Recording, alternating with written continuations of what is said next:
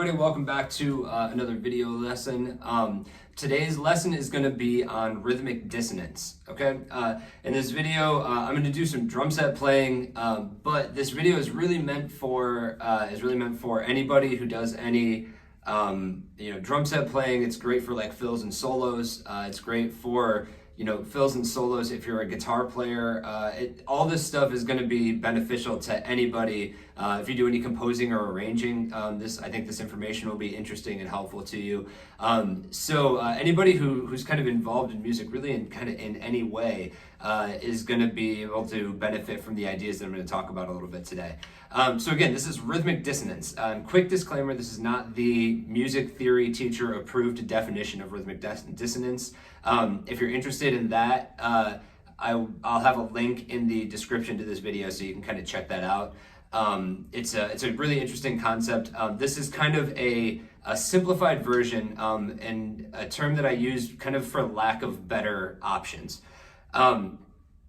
So rhythmic dissonance is kind of like harmonic dissonance or melodic dissonance in that harmonic dissonance is a harmony that dissonant harmony is going to push us to the next harmony, right? It's going to want to resolve in a way that brings us to the next harmony in there. So think of like a 5/7 chord or G, B, D, F. If you play those notes, they want to resolve to C, E, G, right? If you think about melodic dissonance, if you play a major scale and you go C, D, E, F, G, A, B, and you stop on B, your brain wants to hear C. It wants to resolve to the next note. So rhythmic dissonance is basically, that's the way I define rhythms that want to push to the next downbeat. Okay, so we're gonna there's two different ways to kind of achieve rhythmic dissonance, and we're gonna talk about both of them a little bit. But one of them is a hemiola, which is a repeated pattern that doesn't necessarily fit within our meter. Okay, so I'll go deeper into this in a second, but think of if you're playing a repeated pattern of groups of 3, you're not going to be able to fit you're not going to be able to end cleanly on the next downbeat if you do a bunch of groups of 3 in 4/4. And again, I'll go into that in a little bit more detail in a second. And the second one is just simple syncopation, right? So syncopation meaning accented notes that are not on the primary beats. Okay, so again, the reasoning behind doing rhythmic dissonance is or having rhythmic dissonance in your playing is that it adds directionality to what you're doing, right? So if I play a fill that is all 16th note based and I go 1, 2, 3, right? That fill works, right? If I'm playing that in on drum set at a gig, it works, right? The issue with it isn't that it doesn't work; it's that it's not super interesting. It doesn't give us a lot of like push to the next thing. It doesn't make the listener kind of sit up on edge and go like, all right, cool, what's going to happen next, right? It doesn't give that sort of anxiety and release that we want out of that we get out of harmonic and melodic music, and that we want out of our rhythmic music too. So the very first one that we're going to work with is a syncopated rhythm.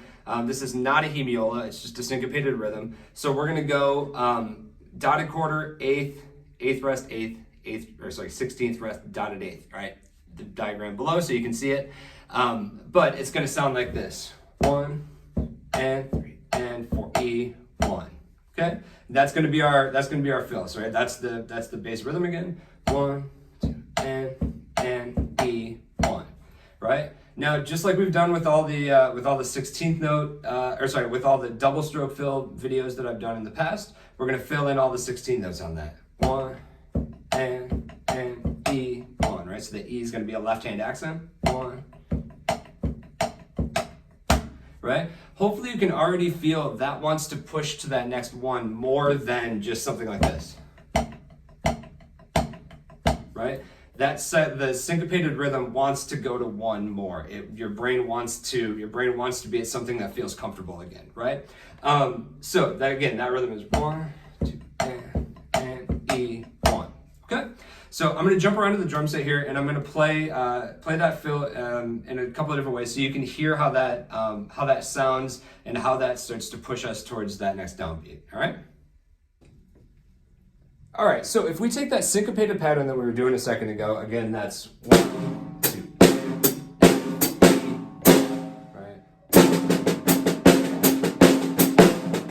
right. All I'm going to do, just for the sake of simplicity, is I'm just going to put those notes on toms, right? So, right, and that's where the downbeat of the measure is again, right? You can feel that start to push you in. So I'm gonna play a measure, a groove, and then kick into that fill, and then go back into the groove. So.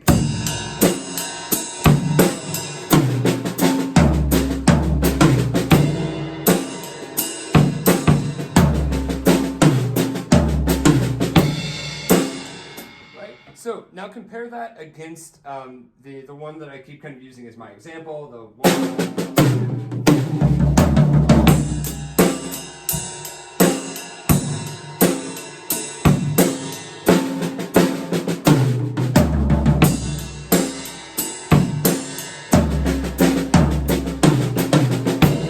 Right? That has a lot more interest to it. There's a lot more drive to it, and it makes you want to get to the downbeat of that next measure again. Right?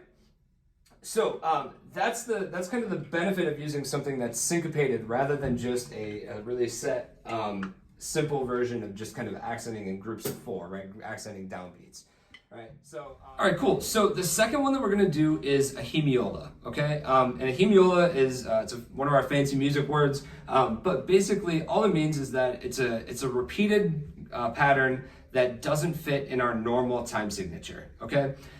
So our normal time signature is 4/4, or it could be 3/4, it could be 2/4, it could be 7/8. It doesn't matter what our time signature is. Basically, we're trying to create a grouping that doesn't fit in a grouping that, when repeated, doesn't fit in our normal time signature. So in this case, I'm going to use 4/4 just since we're doing drum set stuff to make it a little bit easier. But think about 4/4. We can fit 16 16th notes in a measure of 4/4. Okay. So a hemiola has to be based on groupings that are not 2, 4, 8, or 16, right? Because those, if I repeated them over and over, we would still end up right back at 1 when we want to be, right? So kind of take the example that I used before of 1, 2, 3, 4, 1, right? That's groupings of 4. It doesn't create a pattern that is a hemiola.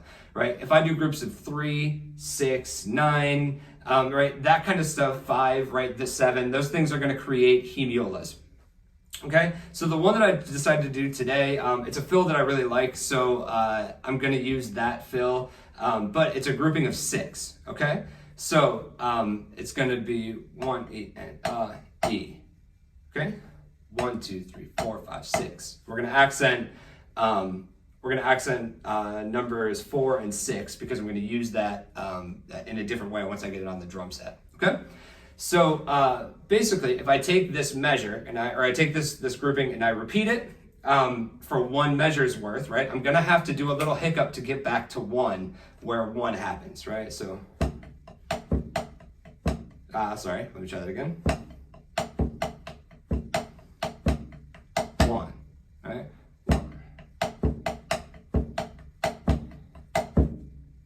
I have to cut the repeated pattern short in order to make it fit in that measure of 4/4. Okay, and again, I'll show you that when we get on the drum set too, so it kind of makes sense, and you'll hear it because I have to get back into the groove at the right time. But that hemiola and really all hemiolas, they really drive you to get to that downbeat again, right? Your brain really is waiting for that resolve, right? There was the dissonance and then resolve that we need in music, right? So if I were to do, I could do 3s as well, right? That's another one. We have to cut it short in order to get back to 1 where we want it, right? Cool. So I'm gonna flip around to the drum set, and show you guys this one as well. Okay, so again, we're working on this grouping of 6. Okay, so if I take that group of 6, the way I'm gonna voice this around the kit, I'm gonna go 1, 2, 3, 4, 5, 6, right? Okay, so that's our grouping of 6 16th notes. So if I do that, I'm gonna get in 2 groups of the 6 16th notes and then 1 group of 4. So 1 E and 2 E and 3 E and 4 E and 1, right? And that gets us back around to 1. Okay, so that's our fill measure using the Hemiola. Okay, so that coming out of the groove, we'll go.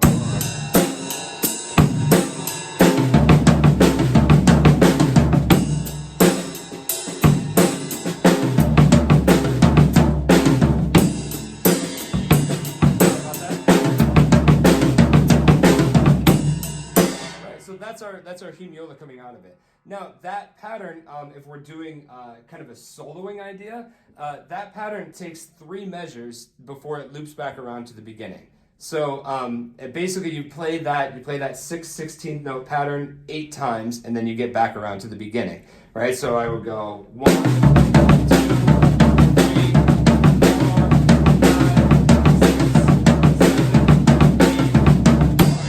That's where the beginning of the pattern again happens again. Okay, so if I wanted to do something where I was soloing, that fills up 3 measures of space in something that feels that's always giving that push to the next downbeat, right? So if I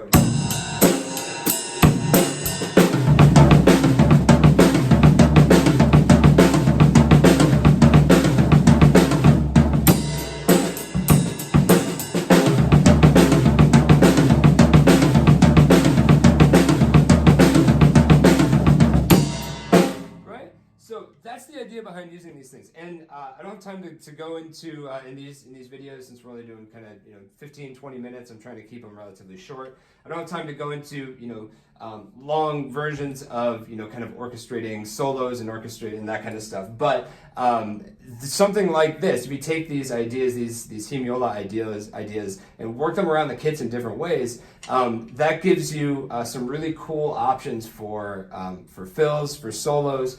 For different things that you can do that add interest, rather than just kind of playing kind of the set go-to, kind of stale fills. All right, so that is the basic idea behind rhythmic dissonance, right? Both as syncopation and as a Hemiola.